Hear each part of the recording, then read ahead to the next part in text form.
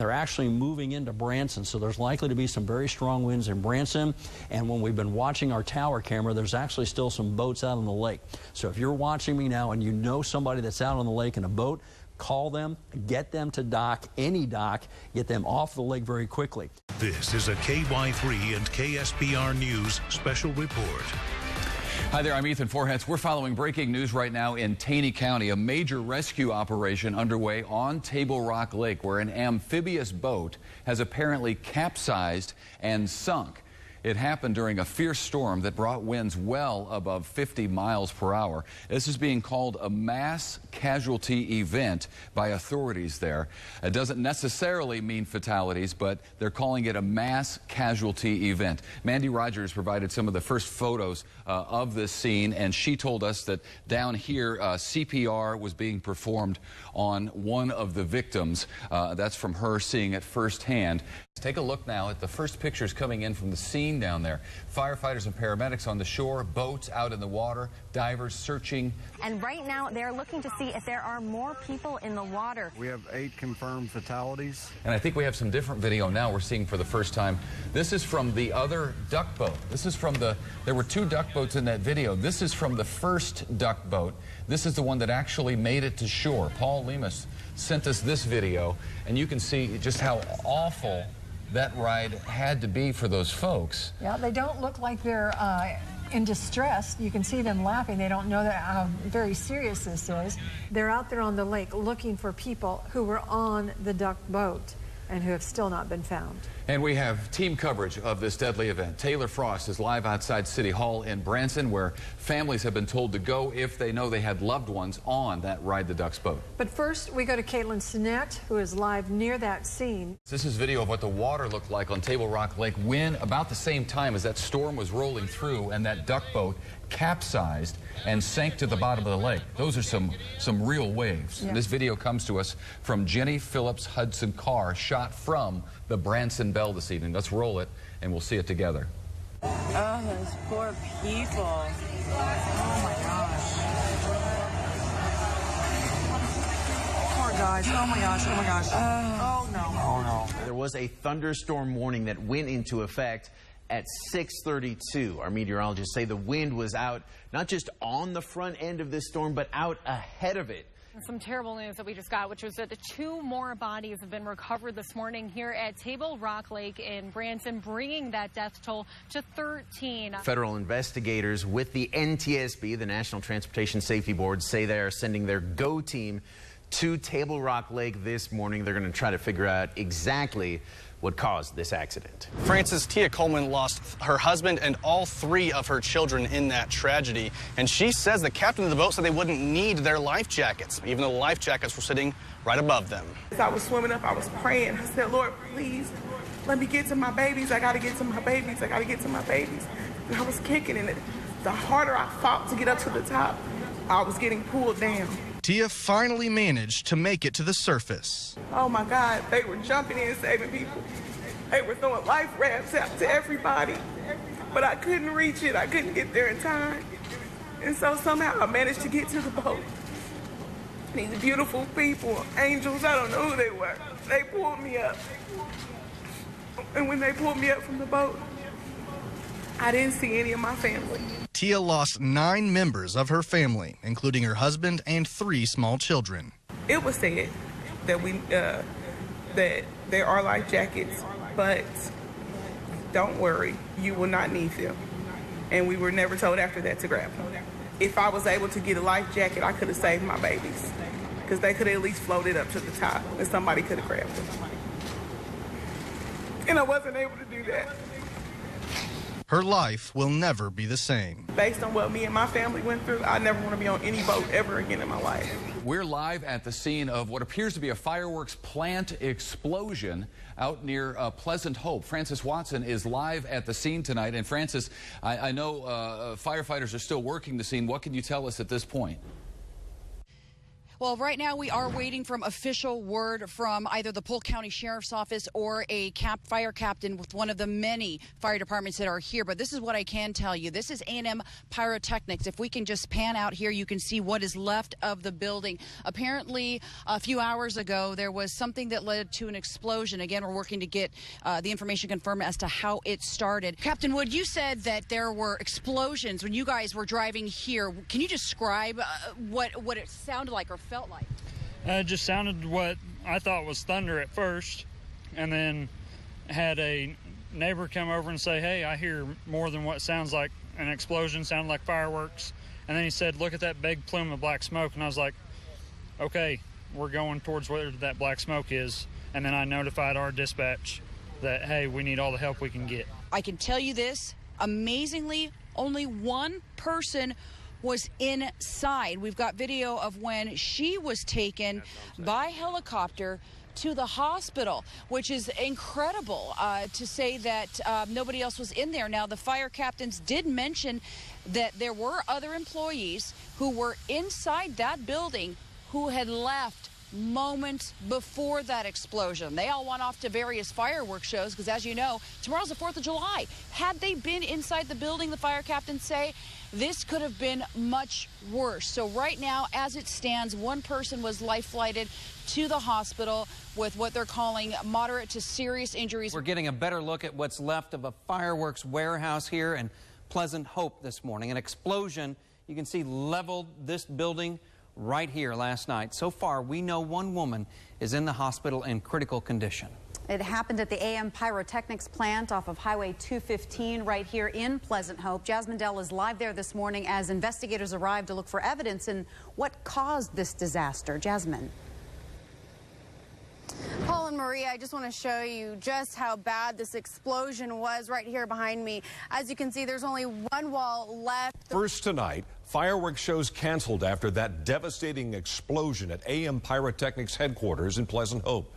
No fireworks at Shell Knob and Highland Springs because AM Pyro was doing the fireworks. Also, the ATF considers the inferno accidental. So far, they finished the on-scene investigation just a bit ago. It has been very rough, emotional. It's a fight for life. She's strong. She's a very strong girl, and I'm pretty sure that we got this.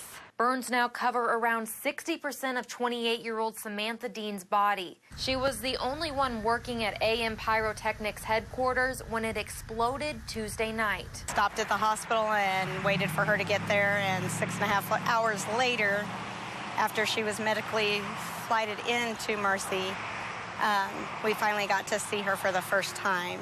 Since then, they say they see small improvements each day. When I saw the reactions within her face and eyes, I knew we're going to make it through this. The Springfield woman injured 1 week ago in the explosion at AM Pyrotechnics has died. 28-year-old Samantha Dean passed away this morning. Samantha was the only person inside the fireworks manufacturing plant near Pleasant Hope, and her family says they don't know how the explosion happened. But Samantha's mother says her daughter had worked at AM Pyrotechnics for nearly 2 years and that she loved fireworks. He just stuck that rod down in there and just grabbed my handle right there and popped it open. It took him 2 seconds. Shelley thought she called Papa Lock. I typed Papa Lock into my computer on my phone. I looked at a friend of mine and I said, doesn't Papa Lock have something written on the side of their car? And he said, oh, well, I thought so. And so we thought this guy was from Papa Lock. That quick fix cost $79. I was furious. I was just livid because, you know, like I live on disability, and $80, that was my grocery money. She's not the only one who feels gypped. Total charge is $128 for just to have him get into my car. How long did it take him? It felt like it took him maybe 5-10 minutes. That's a lot of money just to get your door unlocked with some air and a bar. And they are literally charging whatever they want. $30 is the average pop from Papa Lock. When you Google Papa Lock on your phone, this is the first number. That's not us. We are driving a billboard, you know, so the customer knows, okay, this is who's showing up to help me. On Your Side wanted to know who is behind this number. I'd say he's probably about that tall, dark hair. Yeah, that's the guy. Here you go, Ben. With 2 sets of keys, cash, and a hat, we went undercover. All right, let's see what happens. Hello. Hi, ma'am. I'm calling from the locksmith company. How much will it cost? Usually they charge $29 for the service and depends how hard it is to get into. I guess it's about 50, something like that. 15 minutes later. Yep, that's the van. He was here. Hi, ma'am. Hi. May I ask what your name is? My name is Matt. Matt? Yeah. Matt, what's your last name? Rott. R-O-T-T. Do you have a business card on you? No, actually, I'm a technician. I work with the company that you call to. So you don't have a business card? I'll give you an invoice. I've got insurance for that. I've got everything. Well, when I Google Papa Lock, you come up. The company that I work for, 24 Hours Locksmith, like I told you, they first in Google. So all you have to verify yourself is a receipt? I don't see a reason why not, you know what I mean? Well, you're not in a marked car, and you're not in a uniform. Whatever. Believe me, I came to help you, you know what I mean? Here's the receipt he showed me. No, I've got tax ID, I'm paying taxes. Actually, not me, the company paying taxes. 10 minutes in, he does not ask for my ID. For vehicles, Springfield City Code requires locksmiths to see customer ID before doing the job. Let's see what's going on. Don't touch the car. I gotta tell you something, Matt. The reason why I'm here is I'm a reporter with KY3, and this is my photographer, Ben. We've received several complaints about you. Can you feel me? No, we're in a public place. This is a public area. Where are you from? Can I see your ID? Sure. Are you from the news or something? Yes, I'm with KY3. It's the NBC affiliate. Really? That you waste my time right now? Okay, for nothing? And I was driving to you, and you're not gonna pay me for that.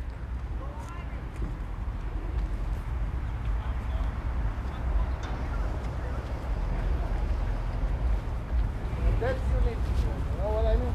What? I was driving to give you a service and you're not going to pay me for that. You should feel yourself, you know what I mean? I should what? You should feel yourself because you call the service and you're not going to pay for it. I will pay you for showing up. I don't want your money. I asked you questions you should be able to answer. I answered about anything. Then where's your business card? Where's your business license? Why aren't you in a uniform? Who told you that you need a business card to work? If I don't want you to call me. Don't you want to appear reputable? No. You don't want to appear reputable? You've got a business card? Yeah, I gave it to you. Okay, good, nice. That's your business, that's your choice. KY3 and KSPR News starts now. We're going to make America great again. It's already happening. And we're making America great by putting America first. You do believe in the message and what your administration has taken care of. President Trump visits the Ozarks. We have our exclusive interview you'll see only right here. We do have some manufacturing companies here in the Ozarks that have some concern about the exemptions for the tariffs. Right. And one being a nail company in Poplar Bluff. In fact, we're looking at that specific company right now for an exemption. We are actually looking at that, and I'd like you to talk to me about that later. But specifically, because there are some countries that got caught up. Right. What we're doing with tariffs is a fantastic thing. Your steel companies are coming back. Your aluminum companies are coming back. The jobs, everything else, it's incredible. Actually, what's happened to the steel industry in the United States is the talk all over the world, and we need a steel industry. That's not like some other industry that is not necessarily important. Drumming up support for the GOP, thousands in the Ozarks gearing up for a visit from President Trump. This is new video taken just moments ago of the massive line of people who camped out hoping for a chance to get inside. Days of preparation have led up to this. President Trump will arrive in Springfield within the hour. Here's a live look inside of JQH Arena at Missouri State University, where tonight's rally is happening. The president is rallying support for Republican Josh Hawley, who is challenging longtime incumbent Democrat Claire McCaskill in November's midterm election. We have live team coverage of the president's visit all night long, and we start with Sarah Forhetz, who's live at the airport waiting for President Trump's arrival. Sarah? Lee, not too big of a crowd here, definitely much bigger at JQH because this is really just his stopping point, and then it'll be moving on pretty quickly. But we are set up at the airport waiting for his arrival, and of course a big day obviously at the airport. There will be a welcoming crew of some local National Guard members, also just a handful of people waiting for him to touch down, which should happen around 4:45. But of course it is not unprecedented at all that a president would make a stop here at the Springfield Branson National Airport. Many are waiting in line hoping to see the president. Protesters formed one line of their own. Missouri State College Democrats are leading that charge. Taylor Frost joins us live now with the latest. Taylor? Lee, it all started around 2:30 today, and as you can see, there are plenty of people here with signs behind me. As you can see here, I'll give you a little bit of a closer look. More than 100 people have joined in, and that number has just continued to grow. Lots of signs. They're chanting more love, not hate. We are here just a little further down from Sarah, where she gave that report about the presidential landing. Well, once he does get here, our photographer Robin Foster and I will be ushered over off to the tarmac, where we will wait under the wing of Air Force One. This is the look at the stairs and where the plane's going to be. But her and I will be ushered there to join the rest of the president's press corps. These are folks who travel with him across the country. Hours before the doors opened, hundreds were already gathered outside JQH Arena. Some even arrived last night. We got here early. We have the opportunity, and we're going to take it. We took off about 7 o'clock, I think, and made it here about 11:30, but it took us a half hour to figure out where we were supposed to park. Stewart and his wife drove from Wichita, Kansas. I don't know, we want to see him in person. Those early in line hope to not only get in, but get up close. Well, I've been to several Trump rallies, actually 3 in the last month and a half, and this is my 4th, and I've never been real close to him. Hopefully we'll get in there and sit maybe behind him. The excitement is growing. USA! USA! USA! All right, who we love? We love Trump! While President Trump is in Springfield, Vice President Mike Pence is in Little Rock, Arkansas, where he's holding a rally for U.S. Representative French Hill. That's where we find KSPR's Caitlin Sinnett with the latest from there. Caitlin? Yeah, Lee, we're here at the State Convention Center in Little Rock, where a couple hundred people are here waiting for Vice President Mike Pence to speak. The president will be speaking before that packed house at JQH Arena in about 30 minutes or so, rallying support for Republican Senate candidate Josh Hawley. And you can see we've got you covered with live team coverage from all over the place, including from Francis Watson, who's with the presidential press pool right now, from Taylor Frost outside with demonstrators, and Sarah Forhetz, who's at the Springfield airport. With team coverage, Francis Watson will have Democratic incumbent Claire McCaskill's final pitch to Springfield voters. But first, we join Andrew Havranek in Cape Girardeau, where President Donald Trump will make yet another campaign stop for Republican challenger Josh Hawley later tonight. Andrew? It felt like more of a rally for President Donald Trump here tonight in Columbia than it did for Attorney General Josh Hawley, as the president touted many of his administration's accomplishments. We go there now to Cape Girardeau. Andrew Havranek is standing by, and President has yet to speak. Right, Andrew? Ethan and Lisa, it is a loud house here at the Show Me Center tonight in Cape Girardeau. The president is expected tonight at 9 o'clock. For a few hours every week. David Rindle and his partner Dennis Scharf are on patrol. We enjoy what we're doing out here. No compensation, no pat on the back required.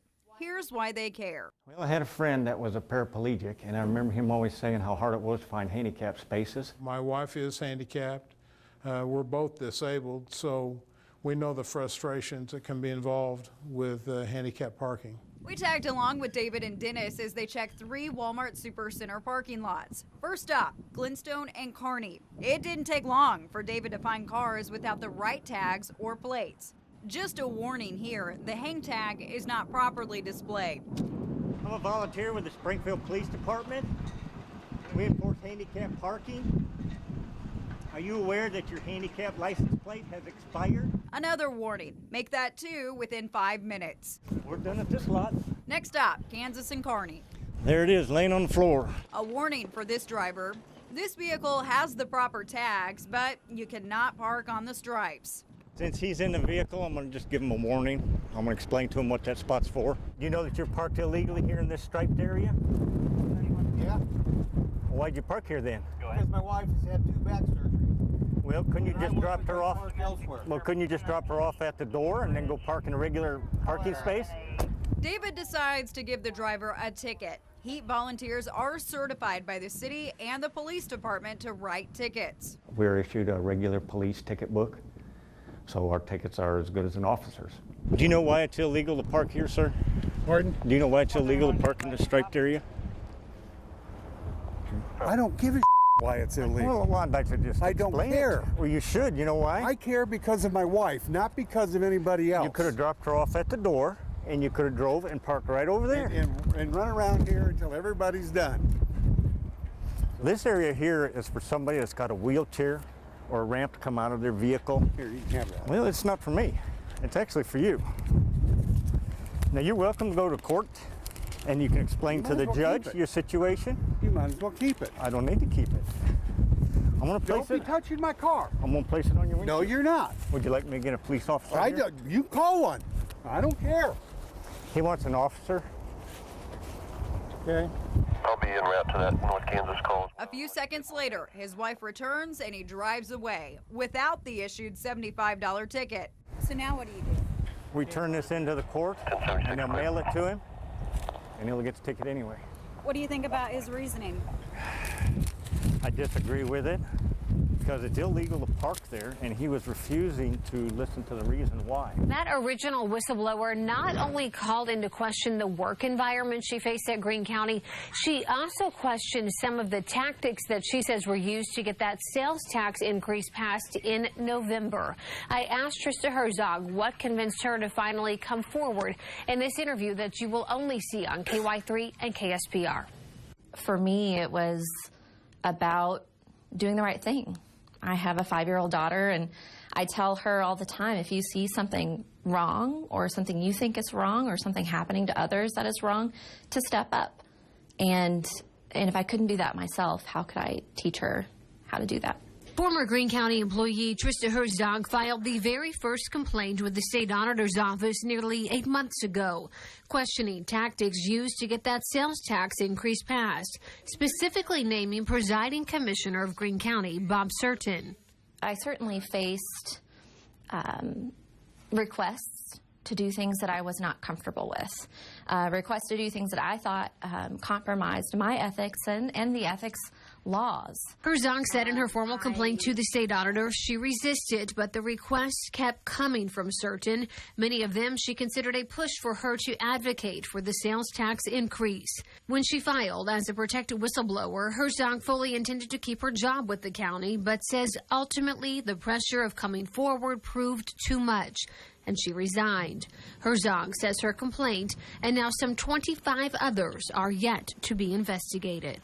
And I think the county owes it to taxpayers and the county owes it to its employees to determine what happened here and how it can be prevented and how that abuse can be a precedent to say office holders cannot act in this way.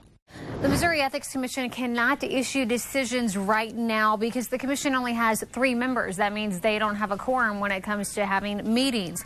For the state auditor, that means here in Greene County, we are stuck waiting for real answers. We have new numbers showing the bills are piling up for Greene County taxpayers. Now in the 6 figures and counting when it comes to paying the private law firm county commissioners hired following whistleblower complaints against the county and the state's request for an audit. Emily Wood is in our newsroom tonight, tracking a closer look at those numbers. Emily. Ethan, $151,000 so far and counting. That's the first 2 months of bills the county has received out of about 4 months of work of that law firm so far. Think about how much you make in a 40-hour work week. For the average worker here in Greene County, it's about $750. Well, that's just 2 hours of time for this outside legal firm. Their average work week, 43 hours for one attorney listed on this bill, totals more than $19,000. $100,000. And of course, you're the one paying it as a Greene County taxpayer. Take a look for yourself. Edward Grime is the attorney listed who bills at the rate of $445 per hour. That's $19,179. The total for February alone for all the attorneys, $77,000 plus. A Greene County judge will appoint a special prosecutor now to investigate Greene County Presiding Commissioner Bob Surton. First tonight, a signed admission from 2 Greene County commissioners and the sheriff that they violated a state campaign finance law, revealed in an investigation by the State Ethics Commission. The respondent is the county. The county wrote the check. It's what's known as a civil penalty, in this case $100 to be picked up by taxpayers, following the state investigation that found 2 commissioners and the sheriff to be involved in a violation of state campaign finance law. That violation that the commission found and the county agreed to was that the paid for by, as it read on that one particular piece, said paid for by Greene County Sheriff, and in fact, the material was being paid for by the county itself, not by the sheriff's office. So what about the penalty imposed for that violation? I called it a fine in a news conference held by Commissioner Surton, whereas he and the sheriff said it should only be called a fee, leading to this walkout. And this is why we don't talk to you because you don't report facts. You make things up, and that's why we don't talk to you anymore. As for the State Ethics Commission, the director says while documents may list it as a fee, for all intents and purposes, it functions like a fine, a penalty for a violation. When we receive it, we treat it as if it was a fine for purposes of where that money goes. So in other words, we don't think it's proper for that money to go into general revenue, for example, of the state of Missouri. The numbers aren't final yet, but one candidate running for presiding commissioner in Greene County is already claiming victory. Bob Dixon, the easy winner. Attention Golden Valley, respond to 306 West Grand River, 306 West Grand River. Officers, gunshot wounds. Reeling again, tragedy strikes twice in Clinton, Missouri. An officer killed during a domestic disturbance call. 2 other officers survived. 30-year-old Ryan Morton not only protected his community, but also his country, serving in the military. The shootout in a house happened 7 months to the day Clinton police officer Gary Michael was killed during a traffic stop within sight of police headquarters. Good evening. We have team coverage from Clinton. Andrew Havranek has community reaction. But first, we go to Francis Watson with the latest developments, including details about the gunman and the 2 officers who were shot. Francis? That's right, Steve. Earlier, we were here at the 911 dispatch center in Henry County, and we got new information about why police were called out to the house on Grand River. Take a listen to the 911 call. Clinton cars have a 911 open. Disturbance 306 Grand River, 306 West Grand River, by 2 females in verbal disturbance. Waters is responsible for shooting and killing Officer Ryan Morton. Now, here is the twist in all this. We just learned a little while ago that police were actually called out to the house almost by mistake. The call originated from Windsor, which is about 14 to 15 miles away from Clinton. Dispatchers gave officers the Clinton address on 306, as you heard the dispatcher say, Grand River. When officers arrived there, they say it was simply coincidence. There was drug activity and criminal activity going on inside the house. The 2 women that you heard arguing on the 911 tape, they weren't even there. So officers then, of course, did their job in making sure that nobody else was hurt or nobody else was injured. And that's when they made their way into the home when Waters started shooting. Just a huge show of support in Clinton today after 2 officers have been killed in the line of duty just in the last 7 months. And across the country, we're talking 16 police officers killed in the line of duty since January 1st. A lot of people in the community today say they are here to show that we stand with them. The final salute to a true hero. He was just a good kid. I mean, he really was. He was military, police officer, went back full-time upon news of another officer who was killed in the line of duty here 7 months ago. I use it unfair, but it's just something that we thought that was a once in a lifetime, and we didn't even want it that once in a lifetime, and then it happens in 7 months. It's just it's just awful. Even those who were inside the funeral say it was a somber but beautiful event as they paid their final respects to Officer Ryan Morton. He still talks about him, and sometimes he'll ask me where he's at. Mary Brentforder has moved from sadness to anger. Her son was a friend of Riddick Tudor. She's upset that it's been 7 months since Riddick died, and still no charges against the man accused of killing him.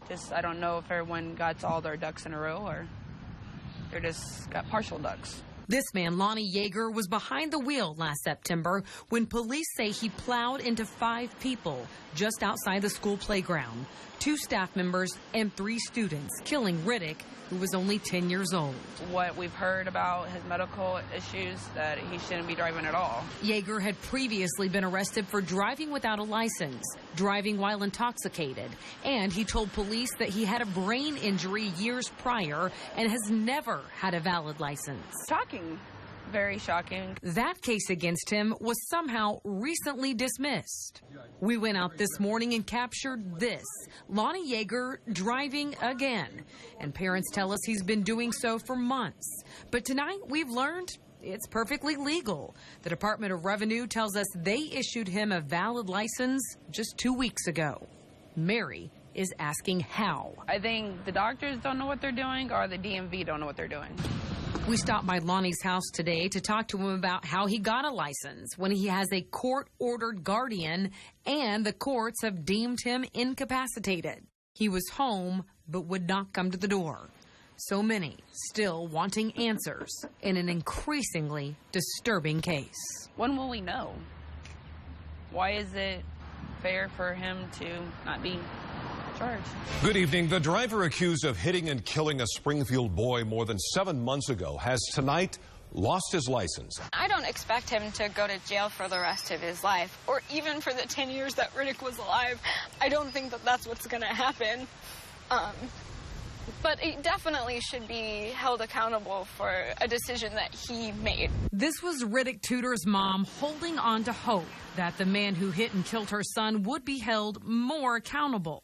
Tonight, she tells us she has learned Lonnie Yeager, who was driving without a valid license that day, is only likely to face misdemeanor charges. Breaking news.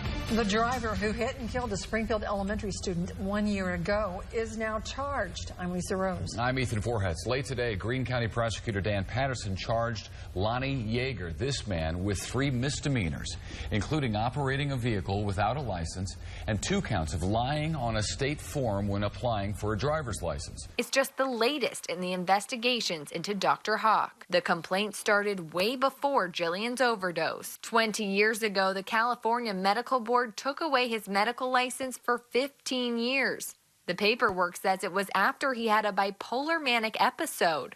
But less than a year later, he was back in business, right here in Arkansas, with a brand new medical license. But that wasn't the end of his troubles. It's disappointing. Something needs to be done about it.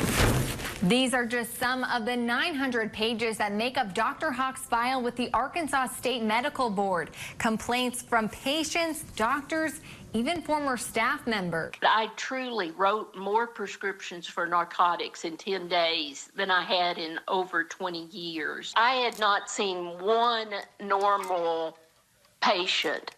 Every one of them was a chronic pain patient, and they were on just gigantic doses of narcotics. Each patient was on at least 3 or 4 controlled substances. She told her own company that she couldn't stay in Harrison anymore. She got out and filed a complaint against Dr. Hawk with the Arkansas Medical Board. I was leaving. I wrote about a 3-page letter to them documenting what a lot of the things that I saw that made me very uncomfortable. But less than a month later, Dr. Hawk was back on the job. He'd made another deal with the board. He was told to take more classes, keep seeing his psychiatrist, go to rehab, and take regular drug tests, and reinstated as a doctor again. A doctor in Harrison, Arkansas is suspended again. This time, the Arkansas State Medical Board claims Dr. James Hawk prescribed an excessive amount of controlled substances to 16 patients. I called New Vacancy. They told me that I should have looked at it. I looked on the outside, but I mean, every human being don't expect to walk into a rental like that. I've covered many stories with many renters who have filed complaints on Gatley-owned properties with the city, but none as bad as this. Jonathan showed me around the home he was excited to finally have. And there's wires. Every socket's out. Literally that one and that one over there. The condition of the one-bedroom apartment got worse. It's just plain gross. Lisa, this apartment building on South Grant Avenue is owned by Chris Gatley and is now officially a dangerous building. You can tell by the labels right there on that door. That's the apartment we went into yesterday. Just a few days ago, Jonathan Richter signed a lease for that unit. He was hoping to get off the streets for good. There's no such luck. Now everyone else who lives here is out of a home too. Francis Watson tells us tonight how the community pitched in to make sure this young man has a roof over his head. Jonathan Richter thought he was picking up the key to his new apartment, not walking into a fully furnished home, including a TV, bed, and fully stocked kitchen, thanks to a local charity. It's a complete 180 from where he was at just 2 weeks ago. If someone that just became homeless walked in that place, they probably would have sat there and cried for hours. Francis Watson is in our newsroom tonight with an update. Francis, I understand if he can't come up with a reorganization plan, then his business could have to shut down. Yeah, that's absolutely correct, Ethan. In fact, earlier today, a federal judge heard from Chris Gatley's lawyer about the progress in resolving the bankruptcy case. But again, like you said, whether or not his business will succeed depends on whether or not he can and will follow the city's requirements to keep all of his properties up to code. On Ivy Lane, just after 9 o'clock when they got here, they found 5 children dead. Another woman they had to rescue from inside this mobile home. She was flown to a Springfield hospital. I don't remember anything, really. I had what I thought was a dream of being in a fire. It was Allie Malik's worst nightmare. She lost her 2 young children, niece 3-year-old Mayana Hunt, and nephews Ethan, 5, and 1-year-old Benjamin Hunt. It felt like my heart was gone. Steve and Lisa, you might recall our investigation started months ago when dozens of upset customers contacted KY3. Customers say they paid, some in full, and the jobs are not done. We pulled the county documents. Inspectors noted the work was not up to code. Our list continues to grow. So far, 35 customers tell us they paid Springfield Sunrooms a total of nearly $500,000. And they're not satisfied with the projects.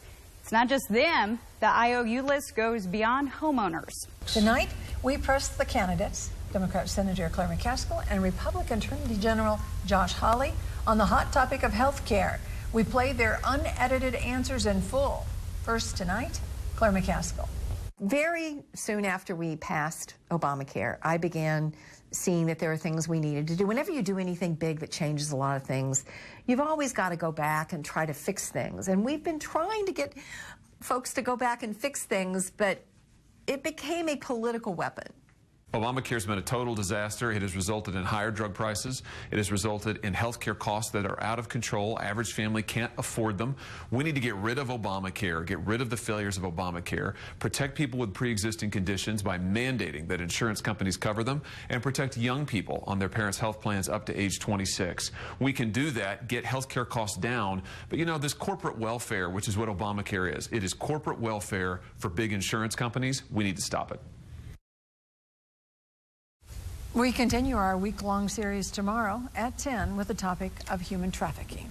Ethan, Lisa, Nicholas Godejohn never denied stabbing Dee Dee Blanchard 17 times. Her daughter Gypsy never denied asking him to kill her. Now, the trial centered around whether or not Godejohn had the mental capacity to premeditate the murder of his then-girlfriend's mother. A jury decided that he did. He would not be the first man who did awful and stupid things to have sex with a woman. With a wave, Nicholas Godejohn said goodbye to his father and the outside world. The accused killer, now a convicted murderer. At a creek drive, the county vehicle floating down the creek. Radio traffic from a distress call in Greene County. Good morning, I'm Sarah Forhetz. Tragic news this morning. A Greene County deputy lost his life late last night after getting swept away in his patrol car by high water. Deputy Aaron Paul Roberts drowned in the fast-rising water in the Fair Grove area off Highway AA. Francis, many people are already starting to gather here at the sheriff's office, and as you can see behind me, a memorial has been made. There are candles and plants and flowers. Many just coming together to show their support. Francis, this is a daytime look at the bridge that Deputy Roberts was trying to get across when his vehicle was swept off of the roadway. It was taken about 300 yards downstream where it finally got caught up on a bank. Emergency responders say it took some time to even find the vehicle because of how high the water was. Missouri Governor Mike Parson has ordered all flags across the state to be flown at half staff on Thursday in honor of Greene County Deputy Aaron Roberts. It is not the end of our fight. I will always be a fighter for the people of Missouri. Missouri Governor Eric Greitens making the shocking announcement today that he is resigning. The announcement comes after months of investigations into the governor's personal and political life that led to criminal charges and a special session to consider his impeachment. KY3 and KSPR News starts now. Need a water rescue. Will be a duck that has capsized. We have approximately 30 individuals in the water. The Table Rock tragedy. We're broken. Hearts are broken. 17 vacationers drowned, 9 of them from the same family. Guys, oh my gosh, oh my gosh. Did the duck boat's design doom them? That awful question as Branson and the country mourn. Good evening, I'm Steve Grant. I'm Lisa Rose. It's the tragedy gripping the Ozarks, this country, and beyond. Those 17 victims ranging in ages from 1 to 70 years old. Here's a timeline of what happened last night. A severe thunderstorm warning was issued for Stone County at 6:32 p.m. Violent winds roared across the lake where the boat was cruising at 6:59. 10 minutes later, the first 911 call came in to the Stone County Dispatch Center reporting that the duck boat sank not far from Table Rock Dam. We have team coverage of this heart-wrenching disaster beginning with Emily Wood. She joins us live from the staging area at the showboat Branson Belle. Emily? Steve, here we are one day later, and it still makes no sense to any of us. 17 lives gone. The youngest, a 1-year-old baby. The oldest, a 70-year-old grandparent. Many of them from the same family here on vacation. Gone by all accounts with what was the most crazy storm this lake has seen in many years here at Table Rock Lake. I want to show you the footage that a nearby resort owner shot from his dock of just across from where this tragedy happened. Resort owner Rick Kettles was out watching that storm roll in, wind speeds topping some 80 miles per hour. Again, that warning coming in just after 6:30 with the gust front hitting at 6:59. Dive teams have spent the better part of all last night and much of the day today working to recover those 17 victims, as we now know. And we also now know that federal investigators will be handling this case. The NTSB, along with the Coast Guard, working to figure out exactly what happened here at Table Rock. The question so many of us are grappling with right now, how this happened and why. It's really hard for me as a Coast Guard licensed captain to really understand why they was out there. I mean, it's really, you know, you and I talked earlier, and I have small kids. I can't imagine being on that boat trying to figure out what to do. And I don't understand why they were out there. It is challenging. It's not only physically demanding for our divers, but mentally challenging as well. And so, but again, it's a service that we provide and hopefully bring a little bit more closure to that family.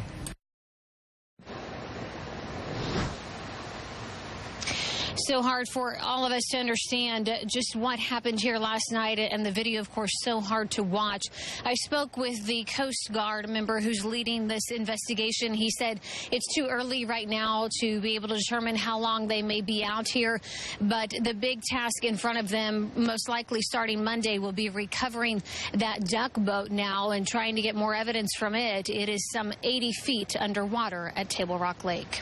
Reporting live from Table Rock, I'm Emily Wood. Back to you. Governor Mike Parson has ordered flags at all state and government offices to be flown at half staff until sunset next Friday in memory of those lost. The governor this morning visited Cox Hospital in Branson to console survivors and their families. He also met with some of the civilians and emergency responders who helped with the rescues. President Trump is keeping in touch with Governor Parson about the investigation into why the boat was out on the water during a severe storm warning. The White House releasing a message of sympathy late today, promising that he will monitor and receive regular updates on the situation. The Ride to Ducks location on Highway 76 in Branson is a growing memorial for the victims. The flowers and teddy bears are piling up in front of the parking lot and on the windshields of the cars left behind by the people who drowned. Visitors and Branson residents alike have been stopping by all day to pay their condolences. When we got up, that was the first thing that really was on our minds. It wasn't about the vacation. It wasn't about having a good time. It was just all about sending our prayers and our love out to those family members, because they could have easily been us. Ride the Ducks is obviously closed, and the owners said earlier today it will stay closed through the investigation. A vigil for the victims will begin there in about 3 hours. 3 candlelight vigils tonight in the Branson area to remember the 17 victims, and all of them begin at 9 p.m. The first vigil begins at the Ride the Ducks office on 76th Strip. A separate candlelight vigil on Table Rock Lake will happen at the Tiki Bar there at 611 Rock Lane. They ask you to bring candles, flowers, and balloons. And then Brookside Church also invites you to a vigil at its sanctuary at 2193 State Highway F in Branson. Now let's take a look at the design of duck boats. They are amphibious vehicles that can travel on land and water, of course, and they trace their roots back to modern wartime. The dimension of today's boats aren't easily found, but the World War II versions they are modeled after were 31 feet long, a little more than 8 feet high, and 8 feet wide. Without passengers, they weigh about 7 tons or 14,000 pounds. Duck boats hold 30 passengers and 2 crew members. On the Ride the Duck boats, life jackets are stored above the passengers, as you see here. There's also only one way in and out on a boat like this. It's the stairs that come down on the back of the vessel. You might also notice that most duck boats are covered, something the National Transportation Safety Board criticized 20 years ago when another tragedy happened in Arkansas. Joe Hickman shows us the historic similarities to the situation in Branson. You know what that's for? Charge! Duck boats are popular entertainment rides all over the world, but with 39 people dying in accidents in them over the past 20 years, the safety of these World War II-era amphibious vehicles has been called into question many times, including 1999, when the Miss Majestic rapidly sank into Lake Hamilton in Arkansas, killing 13 of its 21 passengers. 7 were found inside, and the NTSB report said contributing to the high loss of life was a continuous canopy roof that entrapped passengers. And even though all boats are required to have life jackets aboard, like these stowed beneath the canopy, the report said the passengers' buoyancy forced them into the overhead canopy, which acted like a net to entrap them. At the time of the Arkansas disaster, then NTSB Chairman Jim Hall said, "The bottom line is, why are these boats still being used? These boats are not designed for recreational use, especially with large numbers of people and weather like this." The NTSB report on the Arkansas case also recommended that canopies on duck boats be removed when they enter the water. But the Coast Guard did not follow that recommendation. As you saw in the video of the Branson sinking, the duck boats were covered. The Miss Majestic event in Arkansas is one that they're probably going to be looking at what they saw there to understand some of those issues are the same. They found that canopy on the duck boat made it harder for people to get out of the sinking boat. Now, there's been a lot of criticism of the boats over the years. Any boat operating in those conditions, the margins of safety are eroded. And it is ironic that canopies that are there to protect passengers from bad weather like rain or extreme heat could very well have played a role in taking the lives of passengers in a weather-related tragedy. I'm Joe Hickman reporting. The Storm Team's Abby Dyer joins us now with a look at the radar timeline when that violent storm rolled through last night. Eddie? There was indeed a severe thunderstorm watch issued yesterday at 11:20 a.m. It was out for hours. We knew severe weather was likely in the forecast, and there were a handful of storms on the radar through the early afternoon hours that did go severe. They were producing wind damage. They had some hail associated with them. And then we started to really see this complex come together in the early evening hours, close to 5 p.m. It's this storm cell that eventually made it to Table Rock Lake, and it had warnings on it the entire time. At 6 o'clock, this one had a warning on it for Greene County, and then at 6:32, it started to move closer to Table Rock Lake, and eventually this is the one that impacted the Table Rock Lake area. I want to show you what the radar picture looked like at that time, because the gust front or the high winds associated with these storms, they were well out ahead of all of the rain activity. In fact, at 6:32, when that warning was issued, the gust front was 23 miles or 28 minutes away from the Branson Bell, which was close to the incident site. As we got closer to 7 o'clock, 7 is when the winds really picked up. The water started to get choppy, and it wasn't until 15 minutes later that the high wind, the rain, and the thunderstorm activity arrived on the water. This is why we say it is so important to heed the warnings and heed the watches, because high wind can often arrive before the actual thunderstorm. Thanks, Abby. So what should you do if you're caught on a boat in the middle of the lake during a storm? Braden Berg has more on that. The Ride the Ducks boats were traveling into the wind and the waves, and a boat expert that I spoke with said that's exactly what you're supposed to do in a stormy situation. The front of the boat is designed to break the waves as you drive it. So it does the same thing whenever you're driving into the storm, even though the waves are bigger. Ben Gillum also says to shift the weight to the back of the boat to keep the nose of the boat up. We see that a lot even whenever it's not windy. People put a lot of people in the front of the boat. They don't have their weight even distributed. And just small waves can come over the front of the boat. Gillum warns about hitting waves sideways because it's easy to toss people out of the boat and for water to come in. And he says to use 1/2 or 3/4 throttle to get back to shore rather than punching it. Because it keeps the pitch of the boat different, and it'll keep the nose up so that way you break the waves instead of driving into them. If you know a strong storm is on its way, stay close by to your dock or don't go out at all. But if you get caught in something severe, beach the boat as quickly as you can. It's a lot easier to fix a boat than it is a person. You know, you might be stranded there for a little bit on the shoreline, but you're still safer that way. If you're ever stuck in a storm, avoid the wide open areas of the lake, because that's where the wind and the waves will be the largest. Reporting on the Stockton Lake, I'm Braden Berg. All right, now let's look at weather, and we are tracking more rain on the radar tonight. Chief Meteorologist Ron Hurst joins us from the Storm Team Center to tell us if we can expect more storm warnings. Yeah, thanks, guys. By the way, I want to add to Braden's comment there. Get off the lake just for lightning safety, too. I mean, you're the highest thing out there, you're going to be attracted to the lightning, so get off the water because of that as well. Tonight, watching the radar, there are some light showers out there, more like sprinkles. We haven't seen anything too huge in the last hour or so. We had some stronger thunderstorms earlier from Mansfield, rolled all the way over through Winona. Our weather watcher in Winona, Mary Haney, reported hail to the size of ping pong balls, but that is long since gone. There may be some additional development that we're going to watch for in the next hour or two in this part of our viewing area. If that forms, it will slide onto the southeast tonight. This is the time lapse, and you can watch these stronger thunderstorms develop right over here. There they are, and they quickly move out of our viewing area. There is actually a severe thunderstorm watch for south central Missouri, north central Arkansas until 10 p.m. tonight. In addition to that, we still have heat advisories and an excessive heat warning that go until 8 p.m. tonight because of the very hot conditions over the Ozarks. And as far as what to expect tonight, we'll have a little weak front come through. We'll have a chance for rain, but by tomorrow morning, we're going to be looking at temperatures in the low 70s. Lisa? Thanks, Ron. When we come back, we'll hear from more heroes who helped try to save victims there on the duck boat. Back in a moment. And now more about quick action in the Table Rock tragedy. A nurse from Iowa was among the heroes who worked to save some of the victims of the duck boat disaster in Branson that took 17 lives. Wade Johnson and his wife Melissa were vacationing in Branson, waiting to board the Branson Bell showboat when the storm came through. Wade, an emergency room nurse, performed CPR on some of the victims. It didn't quite register right away as to what had happened, so I kind of stepped outside and was looking in the water, and that's when I saw the people in the water, and then it kind of hit me that it was one of those Ride the Ducks tourist boats that had capsized with people in it. The people from the Branson Bell were trying to pull people out of the water and throw them life jackets and all kinds of stuff. couple, as you can imagine, said that they were nauseous knowing that many of the victims were doing just what their family was, just trying to have fun on vacation. I think that's why so many people identify are so heartbroken by what's happening. Indeed.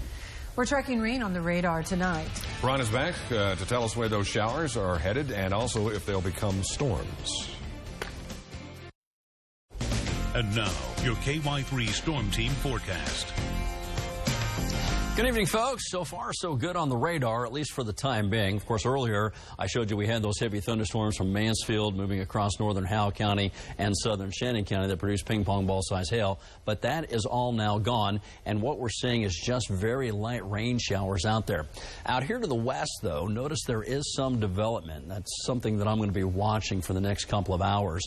The atmosphere is capped in a way, and so it's been keeping all these things just very light, not allowing it to develop. However, there's a jet streak coming in here, and that may be enough to start to weaken the cap, and if that happens, this is where I think the thunderstorms are going to blow up. They will move to the southeast like this. So even though we have the severe thunderstorm watch over here, I think we're going to need to watch and see what happens a little bit farther to the west this evening. Here's the time lapse, and notice those stronger thunderstorms blowing up over here about an hour or two ago. They're actually out east of Poplar Bluff and out of our viewing area. And this general movement will govern what happens tonight as well. So as we take a look at Futurecast, it's really not doing a bad job, but notice how it does start to blow up this activity in Kansas and down into southwest Missouri. That'll extend down towards Table Rock Lake. Another wave of energy may come along a little later on tonight. That will also throw some pretty heavy thunderstorms down in northwestern Arkansas sometime after midnight. And then we may see some lighter showers move through the Ozarks until sometime around sunrise. After that, this wave of energy moves along, and we start to get some sunshine through the day and for the weekend. Temperatures today not as warm as we had anticipated. It still made it to 101 down at Branson, according to Hank Williams. 90 is the current temperature in Eureka Springs. 95 over in Houston. 95 in Avon. 94 down in Mountain Home. And Bonnie Valines down in Jasper got to 96, along with Louise Hendricks over in Sligman. There is some light sprinkles going on just west of Springfield. We can see that on our tower camera. We're saying sunshine at the airport, but we can see there is some cloud cover. We're currently at 92, humidity 44%, and our winds currently out of the northeast at 5 miles an hour. Algae count today came in at 11, but the mole count is crazy high again. It's back up in the very high category, coming in at 67,000. Here's the basic weather setup. We have a storm system that's going to be moving over Chicago. High pressure is building in over the Great Plains, and it's that area of high pressure that's going to build south over the weekend. As our storm pushes off to the east, it takes the cloud cover and the moisture with it. This allows for some cooler temperatures to move into the area, but more importantly, it's going to bring with it lower humidity, and that is going to feel pretty good. Checking out our temperatures in the morning, upper 60s for our northern counties, low 70s for southern ones. As we get into noon on Saturday, we'll warm up nicely. It should be a beautiful day with readings in the mid-80s, and we think we're going to top out somewhere around 90 across southern Missouri and northern Arkansas, maybe slightly cooler across these northern counties. So our forecast then for tonight, we're expecting some thunderstorms out there, overnight temperatures in the low 70s. If these storms do form, they'll be capable of high winds and some moderate to large size hail. So we're going to be watching very carefully for that. Then for tomorrow, it's going to be a beautiful day. We'll clean out the sky, get some sunshine, about 90 in southern Missouri, low 90s in northern Arkansas. If you live north, Truman Lake, Lake of the Ozarks area, probably middle to upper 80s up there. In our 7-day forecast, we have some delightful weather on Sunday. The nice weather extends into next week, although Lisa and Steve will start to see things warm up just a bit. It is still summer. Thanks, Ron. Chad is next with sports. Sports with Chad Plum starts now. Good evening, everybody. Nixon native and U.S. Olympian Courtney Frerichs setting the United States record in the 3,000 steeplechase this afternoon at the Monaco Diamond League event. Frerichs finishing her steeple in 9 minutes and a fraction of a second, which is actually a new record not just for the U.S., but for all of North America. Jack Sock in town tonight, making his 2018 Lasers debut. The Kansas City native coming off the men's doubles championship at Wimbledon. It says a second straight year of being a laser is very exciting, even telling his agent last year to make it happen. My brother and I grew up playing here. I think we played each other here. We won a doubles tournament here, Eric and I. We played some of our close friends we talked to today. We played them in tournaments here, Super, Sweet 16. So I've been here a lot to Cooper. The SEC preseason football polls have been released. The Mizzou Tigers picked for 4th in the East, ahead of a couple of teams receiving first-place votes. Not the same story, though, for the Razorbacks, who are picked last for the West. St. Louis bouncing back in a big way from last night's loss to Chicago. Matt Carpenter 5 for 5 at the plate today with a pair of doubles and 3 home runs. All Cardinals 18-5 over the Cubs. Doubleheader scheduled for tomorrow. And both the Royals and Springfield Cardinals are in action tonight. Zach Johnson, Kevin Kistner tied atop the British Open leaderboard at 6 under. Then there's 3 more golfers who are just a stroke back. We'll have highlights of them tonight at 10. Okay, back in a moment. KY3 stocks of local interest are brought to you by Our Best Bank.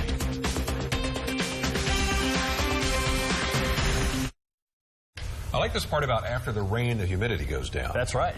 Yeah. Hey, we're getting a beautiful weekend shaping up for the Ozarks, and this is one we certainly deserve.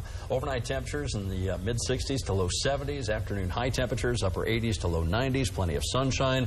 The good news is the nice cool mornings extend into next week for a couple of days. And keep in mind the fair starts next week, and right now the weather for the fair, the end of next week. Okay. The weather looks really good for that, and in fact we're going to get another shot of cooler air probably the following weekend. All right. Okay, more on the duck disaster. 3 vigils being held. We'll have the latest. We'll take you there live tonight at 9 and 10. Thank you for watching.